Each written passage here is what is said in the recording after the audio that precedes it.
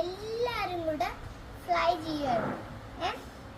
അപ്പൊ നമ്മൾ താരത്തില്ലേ, താരത്തെ കുറേ ഗ്രെയിൻസ്. അപ്പൊ അവർക്ക് നല്ല സന്തോഷമായി ഈ ഗ്രെയിൻസ് കണ്ടപ്പോ. അപ്പൊ എല്ലാരും കൂടെ ഫ്ലൈ ചെയ്ത് ഈ പറത്തിട്ടേക്കോട്ടോ. ഫ്ലൈ ചെയ്ത് താരത്തോട്ട് പോയി ഒന്ന് പെക്ക് ചെയ്തു, കൊത്തി. അപ്പൊ ഒരു ഹണ്ടർ വന്ന് വല വീശി.